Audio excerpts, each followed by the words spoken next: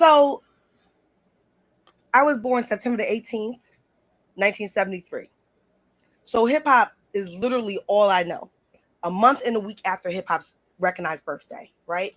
I was also raised in the church. In fact, fun fact, Will Smith and I went to the same church growing up. Wow. Okay. So there's the understanding. I always had this understanding that my social location always informed what I believed about God. Yeah. And if God loved me, God loved all of me. I didn't always have the language for that. There was a whole, I mean, in the 90s, there were people when I did my dissertation, my thesis in college at Spellman. I went to Spellman College. I did my thesis on hip hop. The reviewer said hip hop is not going to last. It's going to be over in 5 years. So I can't, this is like 94, 95. They didn't believe in hip hop. And so always having this fierce defense of the culture, an apology almost, where I'm constantly defending the cultural relevance of hip hop.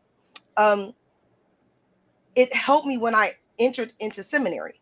Once I got into seminary and started to look at liberation theology, I was able to say, aha, there it is. There's an articulation of faith that looks at culture and blackness and black culture as a viable means to communicate to others about the grace of God.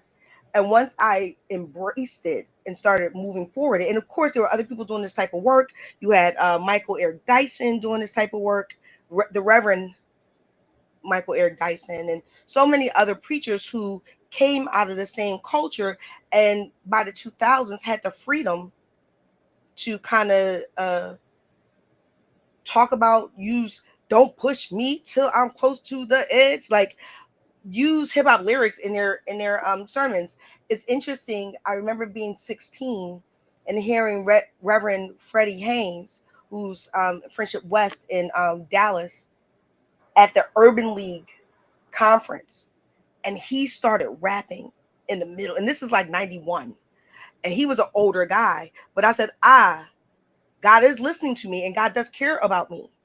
Once I was able to hear the call for me to go to seminary, for me to accept the call to be a minister, it was very easy for me to bring my whole self to the cross, I say, and encourage other people. And then looking at other theological perspectives, I was like, and also really reading the Bible.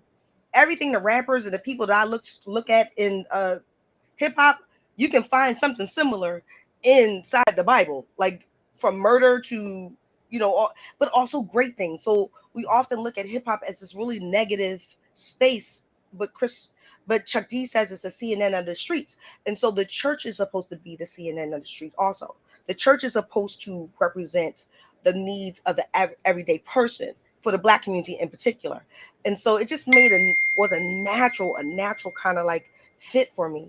um my ministry, I have my own ministry, is called the Sunday School Dropout, and we specifically look at three things: people who the church don't want. They might not say it, but their attitudes and the way they move shows you that they're not welcomed in traditional church spaces.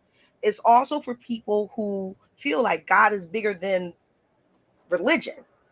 And if God is bigger than religion, then God can also be articulated through signs and symbols that I think hip hop has a lot of signs and symbols that if the world paid attention to, we would kind of circumvent a lot of disasters, social disasters.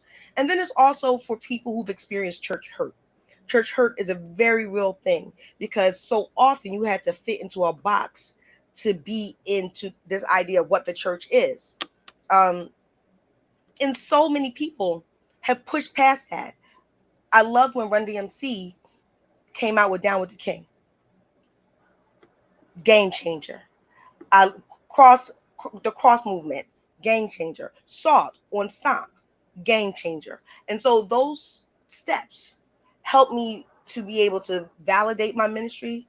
And now, because academia is in love with hip hop now, they're always asking me from my point of view. It really hasn't changed. God loves me, and I love hip hop, and so there, if A equals B and B equals C, then there's a connection there. Now, God doesn't like riffraff, but God understands it, and so how do I use the challenge is, how do I use hip hop as a culture to communicate the the wholeness of God and hope for people.